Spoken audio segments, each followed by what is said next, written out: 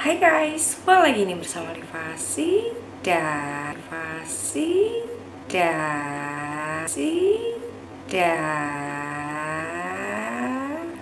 jangan lupa untuk di subscribe dan dinyalain loncengnya.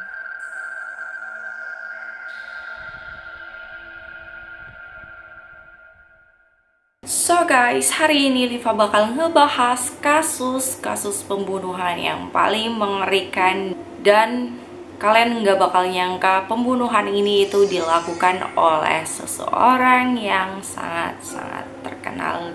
Nah, siapa dia? Langsung aja menuju ke topik. Jadi sebelum kita masuk ke pembahasan, buat para ibu-ibu ya, bapak-bapak, kalau misalkan kalian punya anak, mending anaknya diajak main di rumah aja ya, jauh lebih baik. Atau kalau misalkan mau main ke taman atau kemanapun, harus dengan dampingan orang tua atau baby sisternya. Karena banyak banget sekarang orang jahat yang jatuhnya membunuh bukan karena ada dendam atau apapun, melainkan memang dia pengen bunuh aja, alias mempunyai penyakit psikis, yaitu psikopat guys. So, pembahasan kali ini itu membahas sosok seorang yang sangat-sangat terkenal di dunia sepak bola. Siapa sosok tersebut? Sosok tersebut adalah pemain sepak bola dan komentator sepak bola yang bernama Richard Gyamfi. Ditemukan sedang melakukan kegiatan yang sangat-sangat tidak terduga. Untuk kasus yang Liva bakal ceritain ke kalian, yang bakal Liva sampaikan ke kalian ini adalah kasus yang masih belum ditemukan jawabannya, entah itu untuk kebutuhan spiritual atau dia punya dendam atau motif tersendiri untuk melakukan pembunuhan tersebut. Jadi salah satu anak ini bernama Louis Agyemang Jr. Nah, waktu itu Richard itu ceritanya nyamperin si Louis guys. Terus nggak tahu ngobrol apa karena temen-temennya juga pada sibuk main sendiri-sendiri. Akhirnya mereka tidak memperhatikan Louis dan Richard ini membahas apa. Nah, tiba-tiba si Richard ini mengajak Louis untuk ke rumahnya. Nah, temen-temennya itu nggak notice kalau misalkan si Louis ini hilang gitu loh guys. Kayak nggak ngeh gitu kalau temennya itu udah nggak muncul-muncul lagi.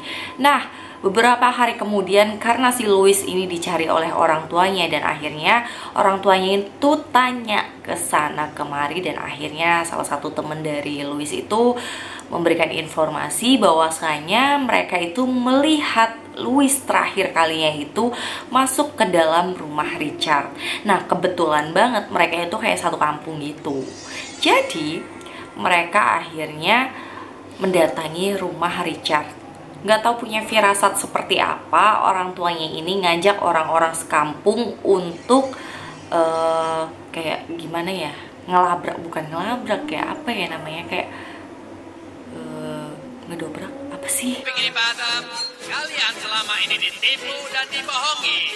Ya, intinya bapaknya si Louis ini bawa orang-orang sekampung gitulah ya pokoknya.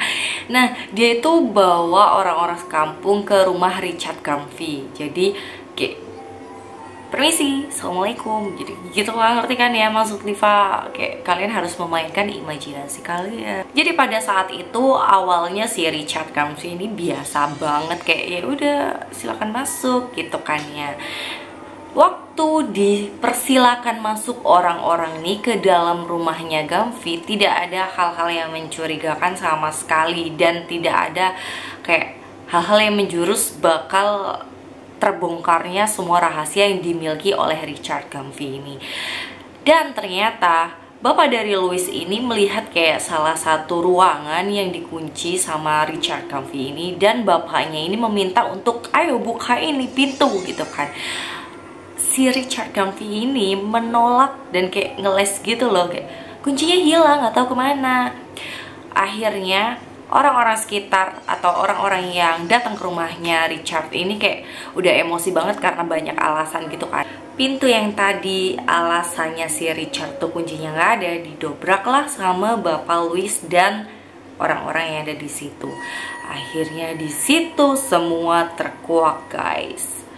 Kepala Louis sudah tergeletak di lantai, terpisah dari tubuhnya. Bayangin guys, ini anak umur 15 tahun kehilangan kepalanya dan dia sudah tidak bernyawa. Ya jelas lah, ya jelas dia tidak bernyawa karena kepalanya udah putus dari badannya. Nggak tahu kenapa si Richard Campini memotong dan memutilasi anak-anak di bawah umur. Ini tubuh orang loh, ini tubuh anak-anak. Kenapa lo potong-potong? Itu bukan sapi, bukan jagal sapi, ngerti kan maksud Liva ya? Dan ketika menemukan sebuah hal yang sangat-sangat mengerikan, warga langsung menelpon polisi dan akhirnya mereka iseng untuk membuka kulkas dan ternyata guys, sedih banget ya Allah. Ternyata guys, warga juga menemukan 2 kepala bocah yang hilang 5 hari dan 7 hari yang lalu. Jadi ada beberapa orang tua yang juga kehilangan anak dan mereka itu kayak masih cari-cari, dan orang tua mereka menemukan anak mereka sudah tidak bernyawa dengan kondisi yang sangat-sangat mengenaskan. Kepala dan tubuhnya sudah terpisah dan ditaruh di dalam kulkas. Entah apa ya yang dipikirkan sama si Richard Campini, aku nggak tahu. Sedih banget. Ya Allah, Richard Campini, lu pikir ini sapi, lu potong-potong, lu mutilasi, lu masukin kulkas, terus lu jadiin steak. Ya Allah, nggak paham lagi. Dan semua korban ini berusia rata-rata 15-16 tahun. Jadi ada 3 kepala di rumah Richard Campini. Yang pertama yaitu ada Louis yang tergeletak di lantai, dan yang kedua ada di kulkas, dan ya begitulah. Orang tua dari korban tersebut jelas sangat tidak terima dan ingin memukuli si Richard Campini, namun untung polisi itu cepat datang dan akhirnya ditangkaplah si Richard Campini. Untuk motifnya sendiri belum diketahui apakah dia membunuh ada faktor dendam terhadap orang tuanya, ataukah untuk spiritual, atau dia psikopat. Jadi buat teman-teman, mungkin kalian bisa ambil pelajaran dari sini. Kalau kalian punya anak, itu benar-benar harus dijagain kalau misalkan dia lagi main di luar ya. Kita harus lebih hati-hati lagi. So guys, thank you banget untuk temen-temen yang udah tontonin video Liva dari awal sampai akhir. Jangan lupa untuk di subscribe, jangan lupa untuk juga nyalain notifikasi kalian, dan jangan lupa juga untuk like, komen kalau misalkan kalian ada saran atau ide apapun itu. Bye.